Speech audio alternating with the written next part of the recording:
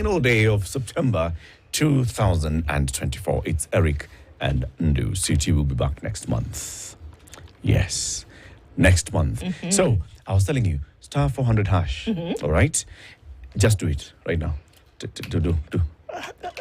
Delulu, star 400 hash. Yes. Got it. What does it bring? What does it bring? It tells me that I'm at Safaricom Home.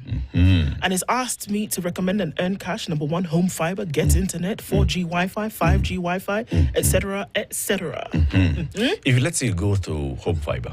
Home fiber, Option number one. Voila, c'est ça. Then I can select an action. I can pay. I can get family share, fiber plus mobile data. I can even change my plan if I'm already on one. And I look at the different offers that are available. That's when you have home fiber and you've already subscribed. Yes. That's how easy it is for you to pay for a renewed subscription. Easy like that. If you'd like to get onto home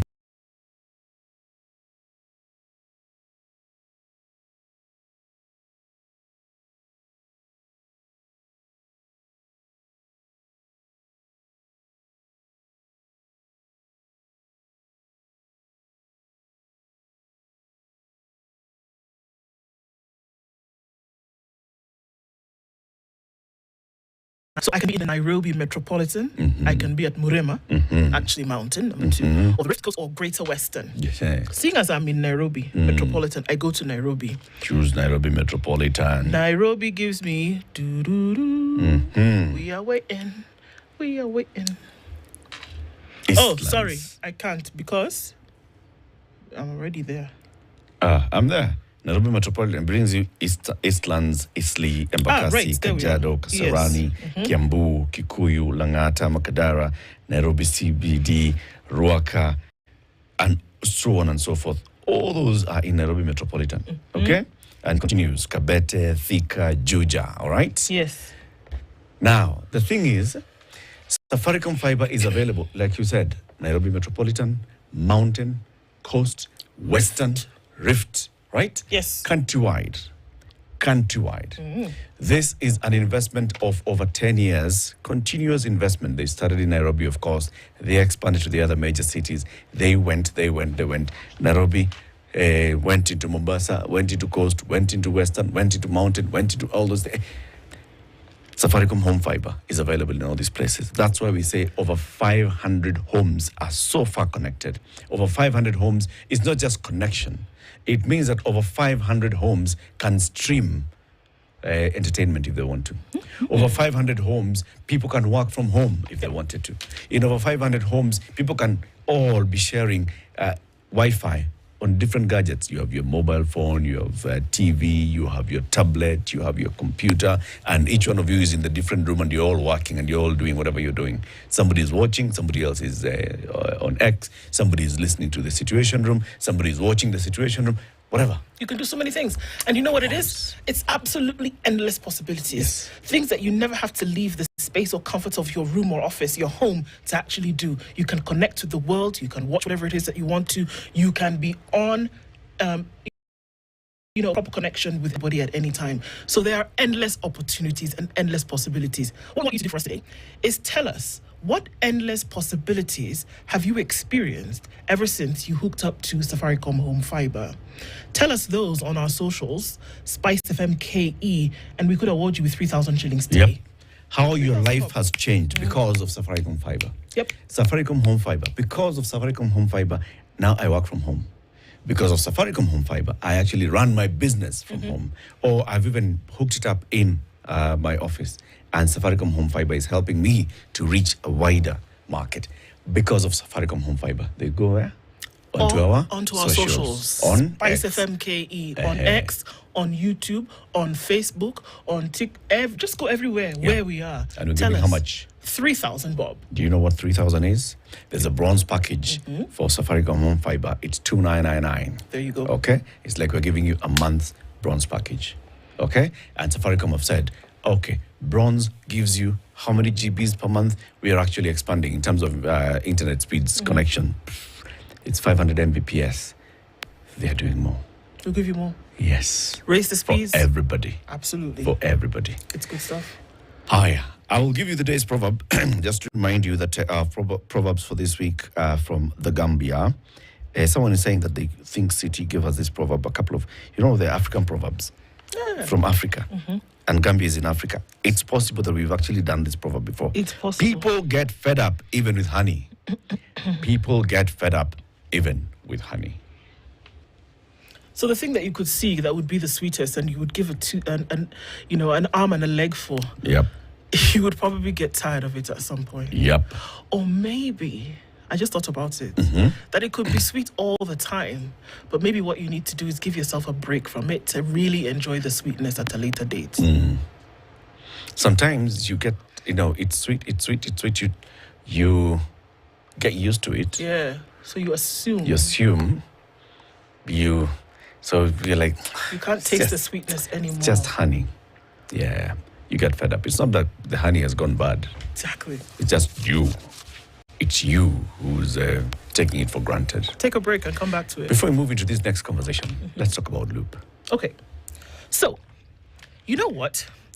Imagine yourself, you had errands to run. Yeah. Okay. And so you're in your car or you're in a matatu, whatever. You have to go from point A to point B. Yeah. So I have to get off here. I'm on Mombasa Road. I have to go to South Sea. I finish business South Sea, get up, go. Then I have to go and take my advertising thing to the guy to actually now start putting up all over the place. Now I've gone to Nairobi West. From Nairobi West, I have to finish and I have to go down to the CBD to go to the bank, deposit money in the bank so that I can now start paying people who've done 1, 2, 3 for me. I leave the CBD. I then now have to find my way to Thika Road because I have to pick... Are you not tired already from me just telling you? Yeah. Okay. So now you can imagine a situation whereby all you need to do is download an app which connects all of these activities for you. You don't have to get down from anywhere to move money from the bank and deposit in your M-Pesa. You don't need to say, okay, I need to go see the bank manager so that maybe I can apply for an overdraft because my materials have not come and I need to start selling tomorrow. Or I need to actually get some more capital, so I need to go sit down, fill papers, sit before the bank manager and say, please, will you give me 3 million? No. Or to say, okay, I need to pay my utility bill. I have to go remove money, send to the guy so he can go down, stand at KPLC and pay. No.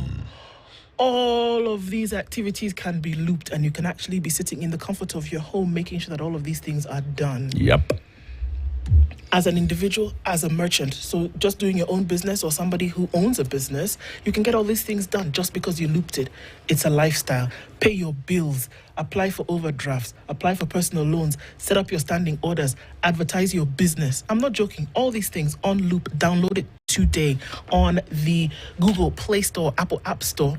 Connect your life and keep it moving. It's end of the month, you've got bills to pay. Maybe you're running a business and you have bills to pay. You need salaries to pay. There's extra 2.5% shift. There's housing levy. There's NITA. There's other.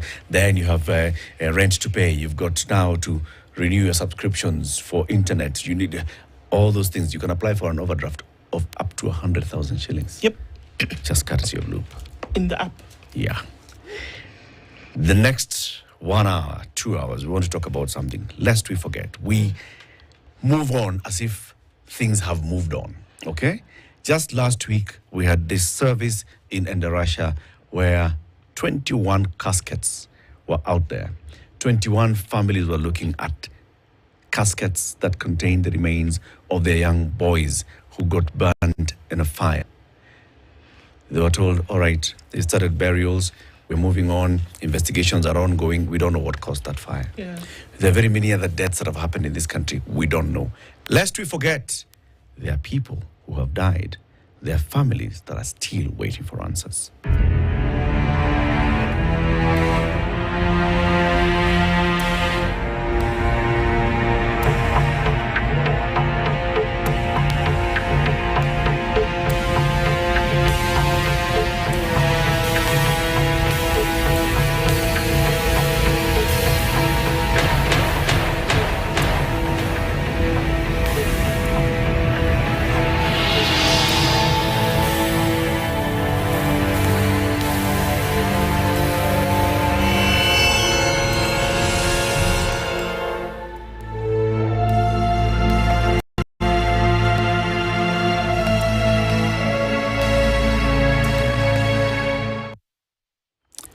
As you see there, police and acts of brutality where some people have died. You've seen people crying and wailing because they have seen their loved ones. You have seen the quarry where young men in quarry were being hoisted down by their neighbors to go through garbage, and within that garbage were human remains. Investigations are ongoing. Many people have died. Because we can't forget, and I think that we're at a place whereby, unfortunately, we are dealt with a lot of rhetoric, and we're dealt with a lot of things that don't matter. We're also dealt with stories as though they can be swept under the carpet, and I think we've come to the place where if we do not continue to remind ourselves about what really is the dire situation, then we do ourselves an injustice by not speaking up and speaking out. When we hear of the millions of shillings that are taken from this country on a daily basis, or how things have been wasted, that's one thing that ought to be paid attention to. When we hear about the very many things that have not been done, that is what needs to be paid attention to. But I'm just going to take what happened in Quarry a few weeks ago, a couple of months ago. We've forgotten about that. We've forgotten about the fact that people were killed, Kenyans were killed, and their bodies cut into pieces, whatever it is that happened to them, and they were tossed into a water-filled quarry. We also know that there was somebody who was arrested as an alleged perpetrator of these particular crimes. What else do we know about him? That he escaped from a jail cell here in Nairobi and has never been seen again. Who are these people who were killed and dumped in quarry? We know of one person who was identified, and she was buried by her family. Who are the other people? Do we know whether there are other bodies that are underneath that quarry, under that water? What is the reason why we saw a few days after this was discovered that it was now in flames and that somebody was trying to destroy whatever was beneath? How much value do we actually place on life? And I keep saying that once you're able to do that formula, to bring up how much value you place on life, then it'll be much easier for you to connect the dots between the value placed and then the action that is taken towards their health, towards their education, towards feeding them, towards making sure that they can do 1, 2, 3 in the nation. But are we numb? Have we become numb as a society? Have we become numb as a leadership and government? That when people have been found dead and mutilated in the manner in which they have been, that it is easy in a day or two to forget? And I think what we're saying this morning is that we cannot forget. That we cannot forget that there's a responsibility of those who've been put in government as the vanguard of the people to ensure that once you see something like this, that you do all you can do to find out what happened, who did it, and make them and hold them accountable. We can't forget, because if we do, we can't blame anybody but ourselves. We look at these killings, and now we've normalized killings. Yeah. We've normalized hearing that somebody has died. Okay, in some cases, they've died under what we suspect to be the hands of law enforcement officers. In some cases, we don't know what happened. Take, for example, the case of Rita Waeni, right? An autopsy on the severed head of slain university student Rita Waeni revealed that she was strangled and later decapitated. Chief Government Pathologist Johansen Oduor remarked that following the conclusion of a post-mortem examination at City Mortuary, he also revealed that a blunt object had bruised Waeni's head. The main findings were that the head had been chopped off from the neck at the level of C5, that vertebrae on the neck. There was bruising on the scalp caused by a blunt object. We also saw some fractures on bones. I can comfortably conclude that the cause of death was strangulation, after which she was decapitated and her body dumped. The 20-year-old's family positively identified the severed head found in Kiambaa Dam in Kiambu County. Oduor had earlier, when he received the decapitated body of this young girl, he had said, "I have seen many." And that's what Oduor deals with. Oduor deals with bodies. He does autopsies on dead bodies. Johansen Oduor said, "I have seen many. I've never come across something as emotional as this." This young girl was killed, her body found without a head. The head was later found so many kilometers away from where the body was found, from where she was last seen. Do we know who killed this person? There's been suspicion here and there. Have police arrested the person who killed Rita Waeni? What about the family? What's the family going through on a daily basis? When people move on, do you think Rita Waeni's family has moved on? No. And, said, okay, time heals. They are still wondering, what happened? What did our daughter do to deserve such a death? And there's a person who has a responsibility to give answers to Rita Waeni's parents. Absolutely. And this person is paid by taxpayers every month. We are at the end of the month. They have received a salary. And they're supposed to be giving Rita Waeni's relatives answers. Not just Rita. Those many other bodies you've talked about at Kware. The many others that have been dug up in Shakahola over the years. Since last year into this year, we are still digging up more. There's somebody who has earned a salary today, and they're supposed to be giving answers to over 400 people who have said, we suspect our loved ones are here. There's somebody who is responsible for that. Unless we forget, we may forget and move on, but there are people who cannot forget, who cannot move on because there's no closure. They can't forget. It doesn't make it any easier. It doesn't make it any less of a burden to bear that your loved one or the one who loved you is dead. But can you imagine a situation where you do not know? And let's just take June 25th as a date to start with. That 50 odd some days ago, there are many, many people who disappeared. Their family members do not know if they are dead or alive.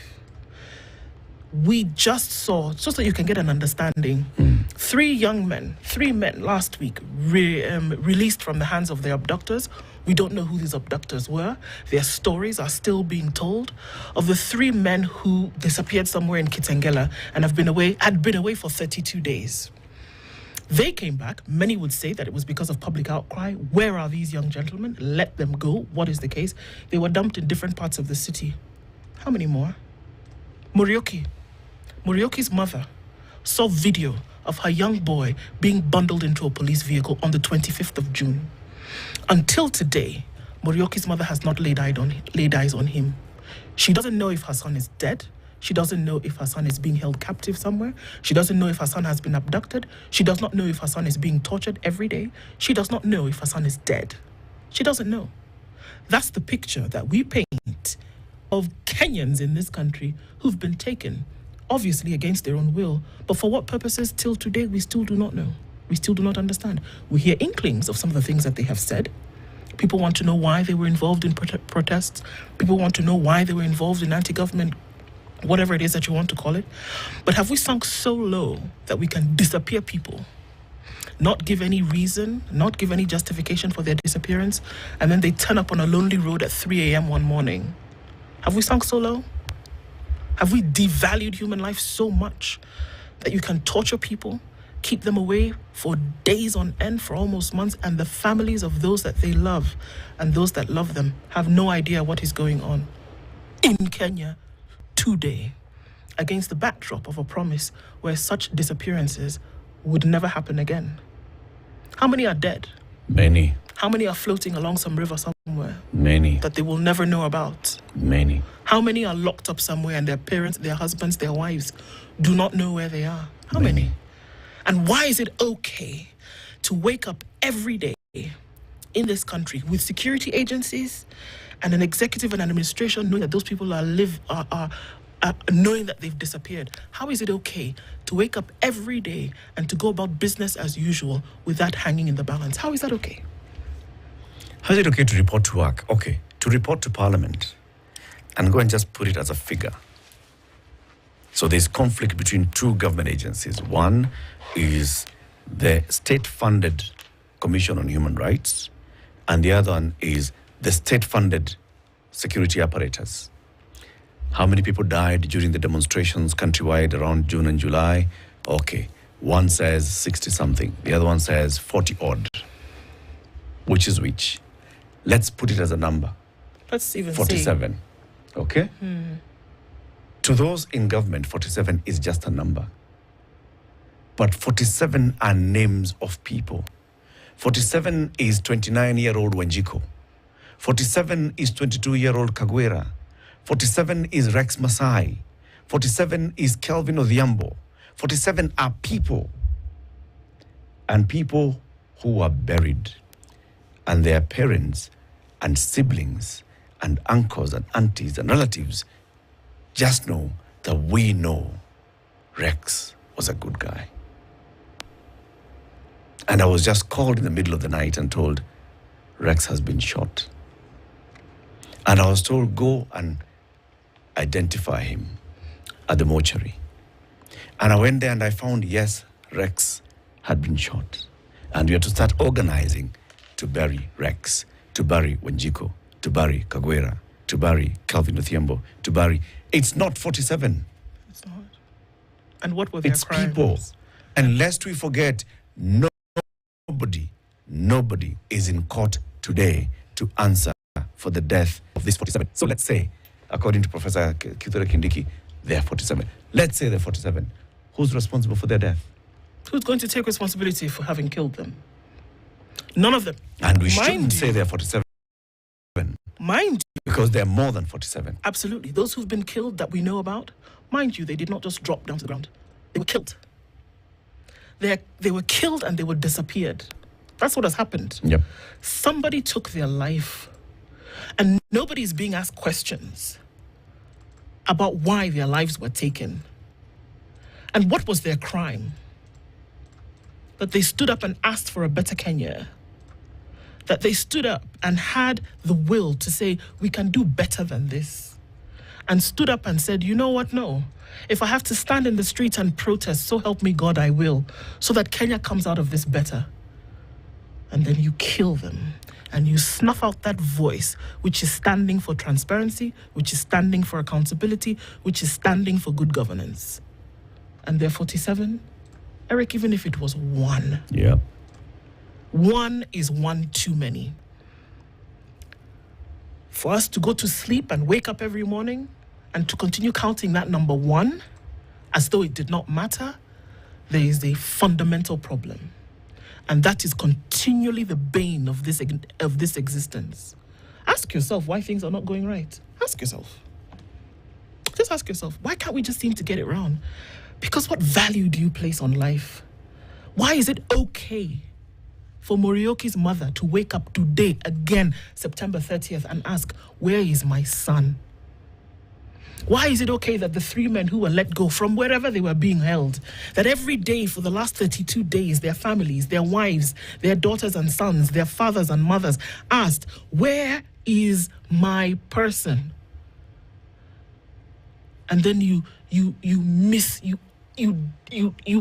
below dignity throw them at 3 a.m. in the morning, at 1 a.m. in the morning, as though they didn't matter.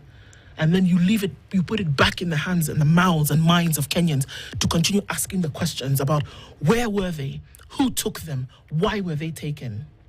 What about those who didn't make it? Those who are under the ground now, those who are underground at the ages of 22, 29, one who is unknown. They didn't just drop to the ground and die. They've died. They were killed. And lest we forget, nobody is answering for these deaths. Lest we forget. And we're talking about very many deaths. And there are agencies that are tasked with finding answers and bringing answers. And the longer it takes, we forget that the longer we are dragging the pain of those that are waiting for answers. Simply because we've gone 18 months without answers for Shakahola doesn't mean that Shakahola is over. Simply because we have gone so many days without getting answers for who killed the protesters in June and July doesn't mean that the pain is over. Simply because we do not know who those women were whose bodies were picked up from Kware doesn't mean that the pain is over. There are people who are looking for them. Those people were Kenyans and they deserve justice. And justice is just getting the simple answer. Who killed this person? How did this person end up in this quarry? That's what we are asking ourselves this morning. And lest we forget, these are still live and active cases. This is the Situation Room, the only way to start your day. Seal the deal every day with the all